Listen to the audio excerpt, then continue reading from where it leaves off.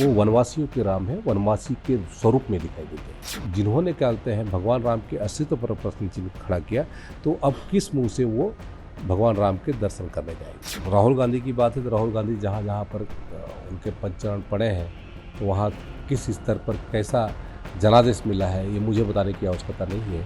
और बहुत सारी नौटंकियां भी देखने को मिलेगी, कुछ कहीं पर कुछ कर रहे हैं, कुछ चाय पी रहे हैं, कुछ कर रहे हैं। छत्तीसगढ़ तक में आपका स्वागत है। मैं हूं आपके साथ अजय सोनी।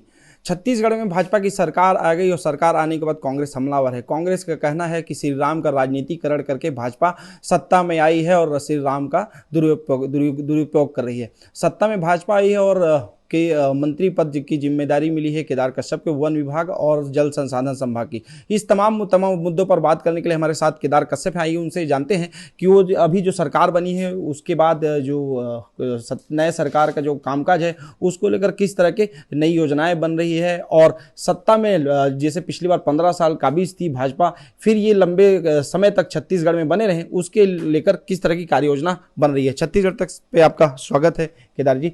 कांग्रेस कह रही है कि श्री राम का राजनीतिकरण हो रहा है और भाजपा ने इसका पुरजोर राजनीति किया। देखिए, भगवान राम हमारे लिए राजनीतिक विषय नहीं है, वो हमारे आस्था के केंद्र हैं। हमारे पूरे देश के लोगों की मान्यता मांग रही कि भगवान राम का मंदिर बनना चाहिए। लेकिन कुछ लोग ऐसे रहे जिन्होंने समय समय पर जब इनको अवसर मिला तो उन्होंने भगवान राम के अस्तित्व पर प्रश्न चिन्ह उठाया।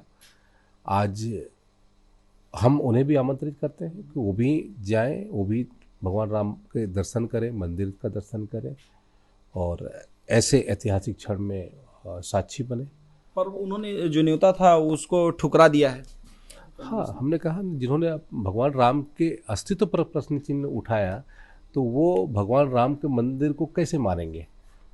ये किसी भारतीय जनता पार्टी का नहीं या फिर किसी अन्य पार्टी के, सभी दलों को इस विषय को लेकर के भगवान राम के प्रति जो मंदिर बन रहा है उस मंदिर के प्रति उनको आस्था रहनी चाहिए। लेकिन दुर्भाग्य है कि कुछ लोग इस विषय को लेकर के राजनीति कर रहे हैं। जो धार्मिक मामला है उस धार्मिक मामला में धार्मिक भावनाओं को ठेस पहुंचाने का काम कर रहे हैं। तो राम जी की जो 14 साल की वनवास थी उसमें सबसे अधिक कार्यकाल ऐसा माना जाता है कि छत्तीसगढ़ में उन्होंने वनवास का दौर बिताया था।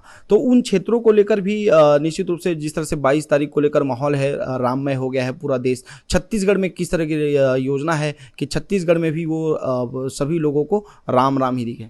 देखिए, भगवान राम के प्रति हमारे यहाँ पर पूरे छत्तीसगढ़ में एक आस्था है और निश्चित तौर से उनका यह ननिहाल क्षेत्र भी रहा है और मास वनगमन क्षेत्र रहा है। भगवान राम का ज़्यादा से ज़्यादा समय हमारे जंगलों में बीता है। हाँ, दंडकारण्य में बीता है। जब तक भगवान राम अयोध्या में थे तब तक राजा राम के रूप में जाने जाते थे, लेकिन जब उन्होंने वनवासियों के बीच में जीवन व्यतीत किया और वनवासियों के साथ में रह करके उन्होंने पूरे उसके परिदृश्य को समझा तब और संघर्ष किया, और संघर्ष करने के बाद उनको मर्यादा पुरुषोत्तम राम की पहचान मिली। आज उनको मर्यादा पुरुषोत्तम राम के रूप में जाना जाता है।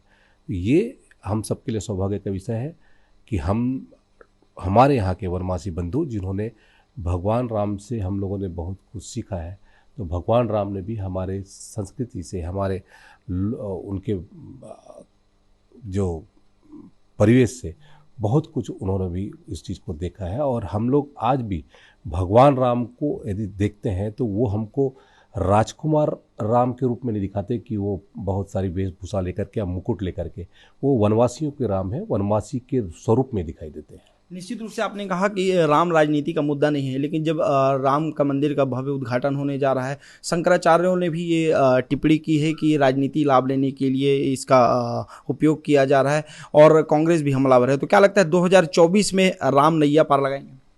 देखिए, भगवान राम तो सबकी नैया पार लगाते हैं, किसी उसके नहीं, और हमने कभी उसको लेकर के राजनीति नहीं की। हाँ, ये हमारा हो रहा है कि हम लोगों की भावनाओं के साथ में हमने कहा कि हम भगवान राम के मंदिर बनाने में जैसा आप लोग कटिबद्ध हैं वैसा हम भी कटिबद्ध हैं।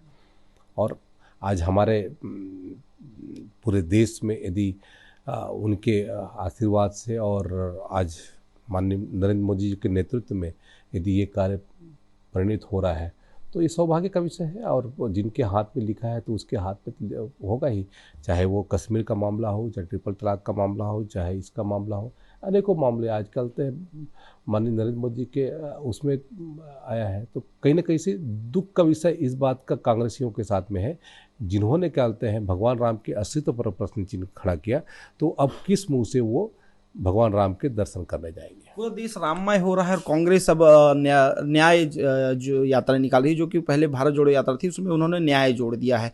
तो क्या लगता है कि भाजपा एक इवेंट के हिसाब से देख रही है राम मंदिर के उत्सव को, कांग्रेस उसको डाइवर्ट करने के लिए अपनी भारत जोड़ो न्याय यात्रा निकाल रही है, उसका फायदा मिलेगा उनको? बिल्कुल, जिस तरीके से उन्होंने न्याय यात्रा निकाला है, और हमारा उनसे आग्रह है कि जो केंद्र की योजना है, चाहे वो आपके प्रधानमंत्री आवास का हो, प्रधानमंत्री सड़क का हो, या फिर हमारे आयुष्मान भारत का हो, उज्ज्वला योजना का हो, इन योजनाओं का सही तरीके से लाभ मिला है, और जिन जिन कांग्रेस की सरकार ने इन चीज़ों से हमारे लोगों को वंचित किया है उसका भी अवलोकन करें, और उसके साथ साथ उनके जो पहले प्रधानमंत्री रहे हैं जो कांग्रेस के, चाहे स्वर्गीय इंदिरा गांधी जी हो, राजीव गांधी जी हो, जिन्होंने कहते हैं कहा था कि हम इतना पैसा भेजते हैं, इतना पैसा मिलता है, उसको भी एक बार थोड़ा सा अवलोकन करेंगे, देखेंगे कि वास्तव में उन्होंने इतने समय तक हमारे गरीबों के साथ में जो राजनीति की, आज वास्तव में उनको लाभ उस समय के दौरान पहुंचा कि अभी माननीय नरेंद्र मोदी जी के कार्यकाल में पहुंचा है। क्या लगता है लगभग 7 जिलों से होकर गुजरेगी उनकी भारत जोड़ो यात्रा? पिछली बार तो वो पूरी यात्रा पद यात्रा थी, लेकिन इस बार वो वाहनों के थ्रू भी चल रहे हैं। तो क्या लगता है वो विपक्ष में है तो उसका फायदा आने वाले 2024 में मिलेगा कांग्रेस को, या आपको नुकसान हो सकता है उनकी इस यात्रा से? देखिए, जहाँ पर राहुल गांधी की बात है, तो राहुल गांधी जहाँ जहाँ पर उनके पद चरण पड़े हैं, तो वहाँ किस स्तर पर कैसा जनादेश मिला है ये मुझे बताने की आवश्यकता नहीं है। और 5 साल में उन्होंने वास्तविक स्वरूप नहीं देखा, तो अब यहाँ पर पदयात्रा के माध्यम से बहुत कुछ देखने का अवसर प्राप्त होगा, और बहुत सारी नौटंकियाँ भी देखने को मिलेगी। कुछ कहीं पर कुछ कर रहे हैं, कुछ चाय पी रहे हैं, कुछ कर रहे हैं, इस तरह की घटनाएं चलते रहेगी। तो ये तो चलता रहता है, इनके पास में अभी कुछ वो नहीं, मुद्दे नहीं है। जहाँ पर इनको अपनी बात यदि लोकसभा में रखनी है तो लोकसभा में ये से भागते हैं, जनता के मुद्दे ये उठा नहीं सकते। क्या लोकसभा में प्रदर्शन बेहतर होगा? 11 सीटों में कितना देखते हैं? 11 में 11 भारतीय जनता पार्टी विजयी होगी। यहाँ की जनता का आशीर्वाद भारतीय जनता पार्टी के साथ में रहेगा। माननीय मोदी जी के नेतृत्व में फिर से देश में भारतीय जनता पार्टी की सरकार बनेगी। वन विभाग का जिम्मा आपके पास है, वन क्षेत्रों में किस तरह की बढ़ोतरी होगी? वन विभाग को लेकर पिछली बार मोहम्मद अकबर इस मंत्रालय को संभाल रहे थे, बीजेपी काफ़ी हमलावर थी, भ्रष्टाचार को लेकर गंभीर आरोप लगे थे। अभी हालांकि बहुत ज़्यादा समय नहीं हुआ है आपको संभाले, तो क्या लगा कि कुछ अनियमितताएं दिखने को बाहर आ रही है? देखिए, वनों के विकास के लिए हमारे यहाँ पर जो वनवासी बंधु हैं उन्होंने कभी वनों का अहित नहीं किया, लेकिन कुछ जो असामाजिक तत्व हैं उन असामाजिक कारणों से हमारे वनों की अवैध कटाइयाँ हुई। ऐसी कटाई दोबारा न हो, और वनों के माध्यम से, वनोपज के माध्यम से हमारे लोगों का जीवन यापन हो, और वनोपज का वैल्यूएशन किया जाए, इस चीज़ का हमारी पहली प्राथमिकता है। लेकिन हसदेव अभयारण्य से लगता है कि वनों को क्षति पहुंच रही है। देखिए, हसदेव के समय में जो हुआ था, अनुबंध हुआ था, ये अनुबंध कांग्रेस की सरकार के समय में हुआ था, और उस मामले को मैं पूरी जानकारी मैंने देखा है। तो कहीं ना कहीं से जब राजस्थान में कांग्रेस की सरकार रही और उन्होंने यहाँ पर मुख्यमंत्री को आवेदन लिखा, फिर किस तरीके से एक ड्रामा चला, एक तरफ तो वो यहाँ पर विरोध कर रहे, एक तरफ वहाँ पर समर्थन कर रहे, इस तरीके से घटनाक्रम से यहाँ के लोगों को की मानसिकता, उनकी मानसिकता समझ में आ गई है। वन का रकबा बढ़ेगा प्रदेश में? वन का रकबा बढ़ेगा, और अच्छे तरीके से हमारे लोगों को वन से फायदा हो, इस चीज़ की चिंता हम कर रहे हैं। जल संसाधन संभाग की तरफ से सिंचाई को लेकर किस तरह की नई योजनाएं बनेंगी? पिछले 5 सालों में बहुत ज़्यादा इस क्षेत्र में काम हुआ नहीं, आप भी जानते हो कि सिंचाई विभाग को क्या स्थिति रही, जो डैम है एनीकट है वो की हालत जर्जर हो गई है, उसको लेकर समीक्षा की आपने? क्या स्थिति दिखता है अभी हमने समीक्षा नहीं की है, लेकिन हम लोग जो मोदी जी की गारंटी है उसके साथ में हम बहुत सारे उसमें वो करेंगे, और छोटे छोटे हमारे स्कीम बना करके हम लोगों को ज़्यादा से ज़्यादा सिंचाई की सुविधा उपलब्ध कराए, ये हमारी आखिरी कोशिश है। सवाल लूंगा, कांग्रेस ने बड़ी बड़ी इसकी फ्लेक्सी योजना बनाई थी, नरवा गरवा घुरवा बाड़ी, लेकिन इस चुनाव में वो इस स्लोगन को भूल गए।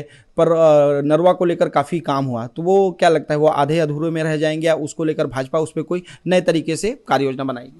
जो योजना अच्छी है उस योजना पर हम विचार करेंगे, और जिन योजनाओं के माध्यम से भ्रष्टाचार को बढ़ावा मिला उन योजनाओं को हम साथ में ले लेंगे। तो ये थे हमारे साथ केदार कश्यप मंत्री। इन्होंने सारे सवालों पे बेबाकी से जवाब दिया और कहा कि जहाँ जहाँ प्रभु के राम पड़े हैं वो जगह स्वर्ग बन गया है, और जहाँ जहाँ राहुल गांधी के पग पड़े हैं वहाँ पे स्थिति बद से बदतर हुई है। हालांकि अब देखना होगा, 2024 में इन्होंने दावा किया है कि छत्तीसगढ़ की पूरी 11 की 11 सीटें भाजपा को मिलेगी। हालांकि 2024 के आने वाले परिणाम में पता चलेगा कि दावों में कितनी सच्चाई है। सहयोगी साहिल के साथ अजय सोनी, रायपुर, छत्तीसगढ़ तक।